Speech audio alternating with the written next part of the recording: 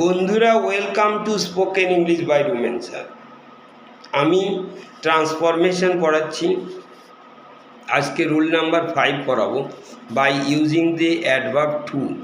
Two too Bangla হচ্ছে মাত্রাতিরিক্ত বা সীমাতিরিক্ত। যেমন আমরা বলি না, it is too hot today, আজকে মাত্রাতিরিক্ত গরম। আর যদি এটাকে অনেক it is so hot that I cannot go out, এত গরম যে আমি বাইরে যেতে পারবো না।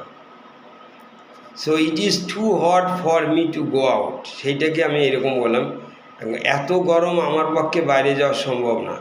টু হট মানে কি? মাত্রাতিরিক্ত গরম। It is too hot for me to go out, এটাকে আমরা বলি it is so hot that I cannot go out. আবার ওইরকম যে যেমন বলি I am too weak to walk, আমি এত দুর্বল যে হাঁটতে পারবো না। I am too weak to walk, সেটাকে আমরা কি বলি?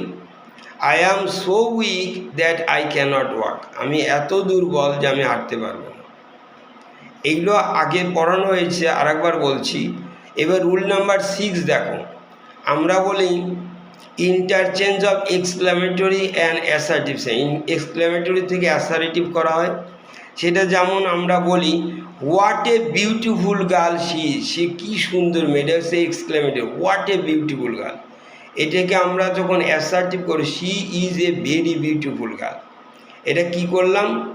হোয়াটে উঠে গিয়ে ভেরি হলো, এবং অ্যাডজেক্টিভ থাকলে আমরা ভেরি দেই, যে very, what a beautiful girl, what a nice flower, it is a very nice flower, what a যে কোনো, এটা হলে তোমার ভেরি হলো। কিন্তু এইবার লক্ষ্য, যদি এইটা নাউন হতো, হোয়াট এ ফুল ইউ আর, ফুল হচ্ছে নাউন, তার মানে you are a grateful, noun থাকলে গ্রেট দিতে হয় অ্যাসার্টিভ করতে গেলে।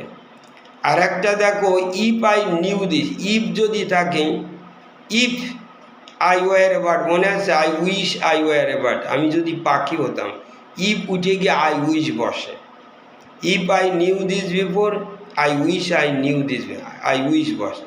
আমি যদি পাখি হতাম, if I were a bird, I wish I were a bird, এরকম আমরা বলি।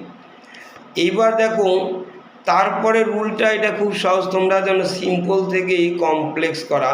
যেমন Ram is a good boy, মনে আছে? Ram is a good boy, এটা সিম্পল সেন্টেন্স, এটাকে কমপ্লেক্স করলে Ram is a boy who is good, এটা আগে করা হয়েছে, রাম, এটা কমপ্লেক্স হয়ে গেল। আবার দেখো এইটাকে যদি তুমি কম্পাউন্ড করতে চাও, Ram is a boy and he is good, এটা কম্পাউন্ড হলো।